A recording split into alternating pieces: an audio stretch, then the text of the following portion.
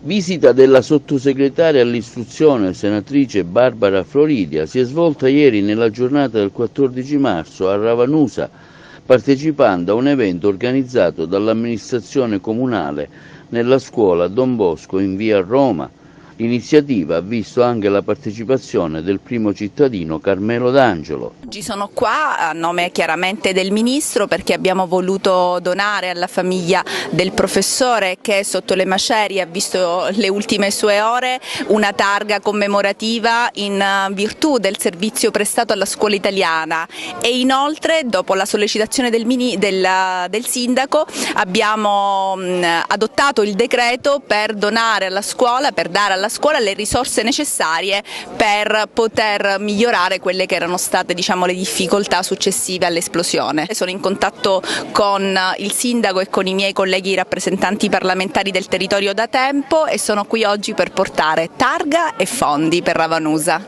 Sì, il progetto è pronto, siamo stati velocissimi, in 3 mesi siamo riusciti a realizzare il progetto, ora passeremo al Consiglio Comunale per la condivisione e poi naturalmente condivideremo ulteriormente il progetto con i cittadini e con gli sfollati e lo presenteremo al governo regionale e al governo nazionale per il finanziamento. Il progetto vuole garantire la casa a tutti quelli che l'hanno persa, prevede la ricostruzione di 48 alloggi, un progetto che vale 23 milioni quasi e mezzo di euro e quindi speriamo che ci sia l'attenzione giusta come pensiamo che ci sarà sia del governo nazionale che del governo regionale. Il Ministro ha attenzionato, così come il sottosegretario Barbara Floridia che oggi è qui presente, hanno finanziato i danni della scuola di circa 350.000 euro, il decreto già è stato firmato e quindi potremo procedere alla riparazione dei danni subiti dalla scuola. Quindi la sottosegretaria per l'istruzione Barbara Floridia si è recata a Favara a visitare la scuola Antonio Mendola in via Capitano Callea ad accogliere il primo cittadino di Favara, Palumbo. Un progetto importante che se venisse finanziato darebbe finalmente una risposta ai nostri cittadini. La Mendola è nel cuore di tutti noi favaresi ed è stato un trauma e un dramma quando purtroppo è stata chiusa. Vederla oggi così distrutta, devastata, non è uno spettacolo da vedere. Il progetto è un bel progetto, importante, una demolizione e ricostruzione con nuovi parametri e nuove tecnologie, saranno tutti materiali tecnologici a basso impatto ambientale con dei bei sistemi di recupero. Diventerà una vera e propria scuola moderna e funzionale.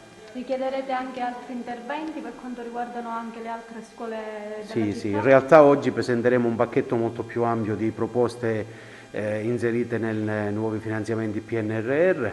Abbiamo circa 15-16 milioni di euro di lavori.